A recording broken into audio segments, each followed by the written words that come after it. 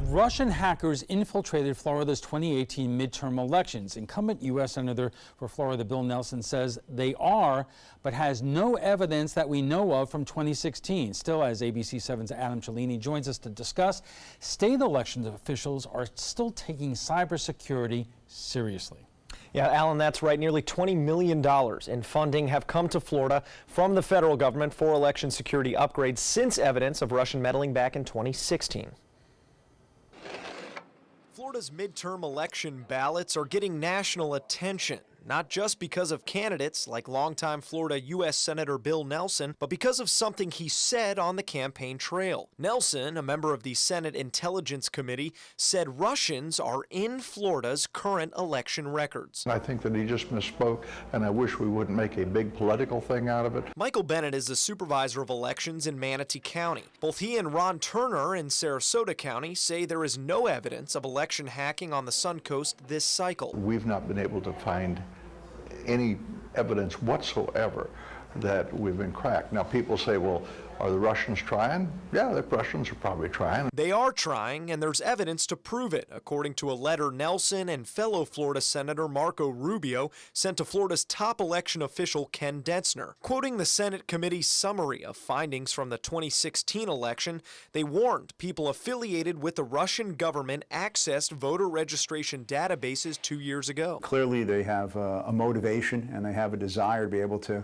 destabilize our electoral process. Jeff Birnbach, a managing director and partner with the Sarasota cybersecurity firm Cylent, says access to voter registration can threaten election results without ever touching a ballot. Take, for example, the photoshopped picture of a popular comedian circulated by Russian hackers in 2016, telling people they could vote online. If they send out anonymous email, it would be one thing, but if attackers were to send out a directed email to you saying they recognize that you're affiliated with one party or another, they noted that you last voted in the election of 2016, and now you could vote online, a lot of people would believe that. But does anyone believe Nelson? He says any evidence is classified, and Rubio has declined comment on the subject. Florida Secretary of State Dentzner, who was appointed by Nelson's Republican opponent Rick Scott, called the claims unsubstantiated after pursuing answers from Homeland Security and the FBI, who stated, "We have not seen new or ongoing compromises of state or local election infrastructure in Florida," threatening Nelson's credibility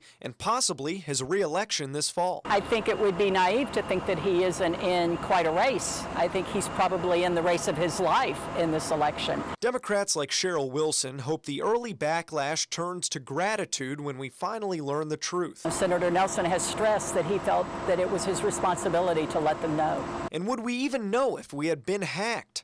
Despite extensive cybersecurity upgrades thanks to $19 million in federal funding, experts say there will always be vulnerabilities. It would be conceivable that someone could get legitimate credentials from a legitimate user and access data rolls, and that would go undetected. And while Bennett is working hard to secure your votes this fall, he holds no hard feelings for Nelson. I guess I have no problem with the fact that they got it to our attention. They moved it to that higher level.